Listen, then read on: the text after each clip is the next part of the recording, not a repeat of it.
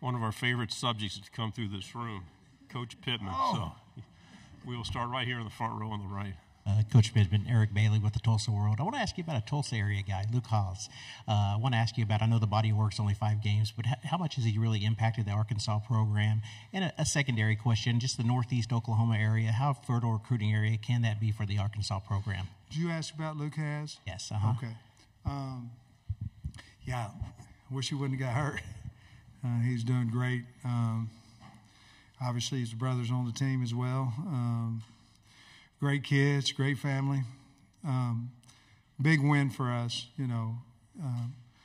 Me being from Grove means something to me if we can get some Oklahoma kids. Certainly Oklahoma's doing a good job of recruiting Arkansas kids. So, but that Tulsa area is so close to us, you know, it's close, hour and 45 minutes probably, that we'd love to get a few more guys out of there. Front row on the left. Hey, Coach.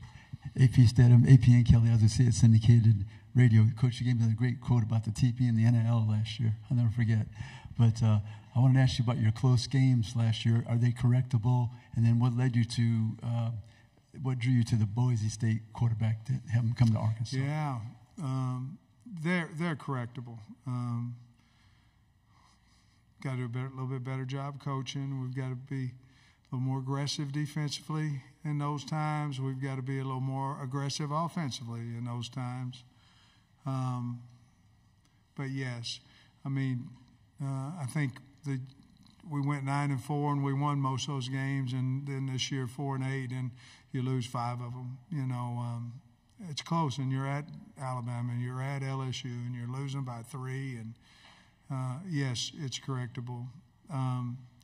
Taylor Green, Bobby and I looked about 5 quarterbacks, and Bobby was the first offer of Taylor Green out of high school at Missouri State, and we knew he wanted, you know, there's a possibility he wanted to come back to Texas or come back home. And so sat down there and said, that's the one I want. What you think, Bobby? That's the one I want. I said, okay, let's go get him. Whoever you decide, but we're on the same page here. And then Bobby went out and got him. And, man, he's a leadingest, culture, hard-working. I mean, he's something special in that. And obviously, if you saw the spring game, he can throw, and we haven't seen how he can run yet, but he can. Front row on the right. Hey, Sam. Jenny Carlson with Beyond the Box Score in Oklahoma City. You've talked before about growing up a Sooner fan. I'm wondering if you can rewind a little bit on your memories of growing up watching the Sooners as a kid in Grove, and then just what it's like for you to have that history as a fan and now see them in the SEC, just how that wraps in your brain. You know, I went to Oklahoma football camp, too. They didn't know I was there, but I was. Red team, white team, aqua velvet team. That was me. We didn't even have a coach. I was coaching the team. I'm not bragging on myself, but we were Sooner fans. And I moved out to Grove my junior year in high school and went to Arkansas camp. Same treatment, by the way. And but I fell in love with the Hogs. I did. And they were really good. You know, they just beaten Oklahoma in the Orange Bowl. And really good. And they recruited me a little. Oklahoma was 0, and they talked to me or whatever. And so I think that's why I liked them a little bit more. And then to see them, you know, when I was 35 years old, I was hired as offensive line coach at the University of Oklahoma, and it was one of the biggest thrills of my life. I'm the O-line coach at Oklahoma. You know, when there's thrills in your life is when there's thrills for your parents that something happened as well, correct? And that was one of those moments, you know, for my mom and dad as well as my brother and my 3 sisters. But have high respect for Oklahoma. We don't play them for 3 seasons. But OU's OU, and I have a lot of respect for that program. Left side, front row, and then pass it to your right. Okay, Dennis Dodd, CBS Sports. Sam, first of all, how's remodeling going in Hot Springs? And second of all, what does it say about your lack of ego that you would hire Bobby, now a beloved former Arkansas coach? I know you guys have a relationship, but yeah. I owe winning to the state of Arkansas more than what my feelings or how this will affect me. First of all, if you have an ego, all you do is think about yourself. If you don't, you think about others. I can't stand people that have high egos. But I thought Bobby would be the way that we could win games, and that was the number one decision. And it was for the kids and for the state of Arkansas. And so that part of it was easy. We got a new pool house, and I got some floors done, and it looks bad to the bone, baby. Second row in the aisle. Chris Hummer, 24/7 Sports. Just 2 years ago at this event, you're coming off a 9-4 season, and we're one of the most popular coaches in the country. Now, well, I'm popular now, yeah. Just the wrong way. Well, I was going to say, fair or not. I'm hot. I was wondering, fair or not, like you are popping up on those lists. How do you think about the way I'm like start of the list. How do you think about the way narratives can shift in this sport in such a short amount of time? Yeah, isn't it crazy? You know, 2 years ago, I was a keynote speaker at AFCA and was one of the top 6 guys for the Coach of the Year award. Isn't it crazy? So I want to be that guy and not this one that was out there last year. I think we can be. Listen, what's fair is fair. I mean, if you're going to get patted on the back, you're going to get punched in the gut. And what's fair is fair. And to be honest with you, the only one that can really control the hot seat is me and what we do with our football team. And it's never been about me, so I'm really not concerned about it. I'm concerned about the state, the players, and our staff. And we got a good football team. Thanks for the question, though. On the in front row. Hey, Coach. Jacques Doucet, WAFB in Baton Rouge. You talked about the need to finish the close games. The LSU game has been a field goal game every year. 4 years, 3 points. Yeah, and the last 2 didn't go your way. So can you just talk about that series? Yeah, you know, I think you go back and you look at it with your staff and you go, okay, at this point, well, I know we don't want to give up a big one. We're dying a slow death. Let's go. Let's go. Let's go. Let's attack. Let's do whatever that may be. Or, hey, look, man, let's play action on first down. Let's see if we can't get a chunk here instead of grinding it out. I have been probably the biggest negative about it is me because I'm wanting to score with no time left on the clock. You know what I mean? I'm wanting to take it down and do all this stuff. I think it's more important to get the lead than it is to, or tie the game than it is to how much time is left on the clock. So we've changed a little bit about that. LSU and us is a rivalry, so it's going to be, I think, probably more for us than it is for them.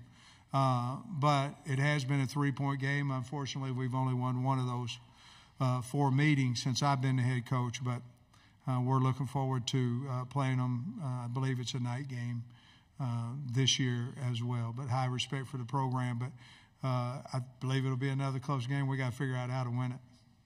Left side, third row. Tyler Shaw with KBTX and College Station. Coach, another game that's been close in recent past has been A&M. Have you enjoyed that being that kind of neutral site game? No. Are you looking forward to moving it to the campuses? I don't want to play there. I don't. And A&M, obviously, let's say what it is. It is what it is, okay? So we've been playing down there, and how many have we won? How many have they won? What have we won? 2? And they've won. Out of the last 10, we've won 1, right? And So why would you want to keep going on a neutral site? Wouldn't you want them bring them home into our stadium? So, it's like when I was at Georgia, we were playing Georgia, Florida. And Jacksonville, well, we were winning. Well, why would we want to go play in the swamp? So, I think this is the last year of it, correct? And A&M got a really good team. We've had some really good games down there. Unfortunately, with them too, we've won 1, lost 3. So we'll see what happens this year. On the aisle, on the Coach, right. Coach Pittman, Corey LeBounty, WNSP 105.5 in Mobile, Alabama. Entering your 5th season, you've had some ups and downs, but as far as consistency is concerned, what do you feel you and your staff have to do to maintain that consistency in order for us media members to get more clips of "I like a cold beer" afterwards? Man. I'm trying to get my mind off that cold beer,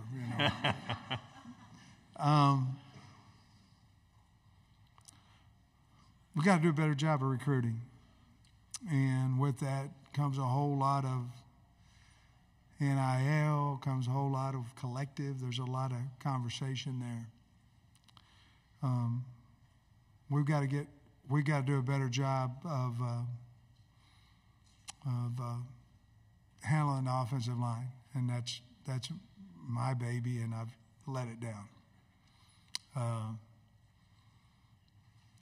We have everything there is for us to have success. And so I like this team. I think we're going to have a lot of old cold beer talks. But we've got to do a better job of recruiting. I do think we coach well. I think we communicate with our kids well. But we've got to do a better job of that, and then I've got to make better decisions on some of this 4th and 1 and things of that nature. I think that'll help us if I do. Left side, back row. Dan Peck, ESPN 106.7 in Auburn. Coach, 2 years ago, you win at Jordan-Hare Stadium. That's Brian Harson's last game as Auburn head coach. A year later, Auburn goes up to Fayetteville, returns the favor with a big win there. You go to Auburn, first conference game this year. Right. How important is that one? How pivotal is that to set the tone for the season? I think it's going to be big. I think every game, you know how that is. I think every game's big. Going to Auburn, especially, we didn't play well. They played extremely well. We laid an egg. We got a butt kick after we went to Florida, and won. But they were much better. They had a good team that day. It was a phenomenal team. So I think there's a lot of importance to everybody to open that SEC opener up with a win, and certainly that's going to be a big game. And it's hard to play in Jordan-Hare. I mean, it's hard to play up there. Wish we had more time. We have one final question on the right, 4th row. Yeah, Coach, Evan Camico, Pig Trail Nation. Walking around this morning and seeing Texas and Oklahoma and all of the logos up, is it surreal? Has it set in that they're officially a part of the SEC? Yeah, yeah. I mean, we've been talking about it for a while. And so, I'm excited they're coming in. I mean, it's not going to be any more difficult on us. I mean, we've been in the West we've been playing to everybody in America, every year. And then, so this format has allowed us to play different people, play some guys on the East that we haven't played. This will be my 5th year, and then it'll be 6th year. So it'll be 7 years before we would have played Kentucky or Vanderbilt. And we, played Georgia a couple times, Florida a couple times. But my point being is that you shouldn't go 7 years and not play somebody in your conference. And we haven't played Vandy or Coach Stoops' wonderful team there at Kentucky. We haven't played them. It wouldn't have been 7 years. So I like the new format. Obviously, you're going to play Oklahoma and Texas, and they got good teams, but I like the new format. Coach, thank you so much. Love having you in here. Go Hogs.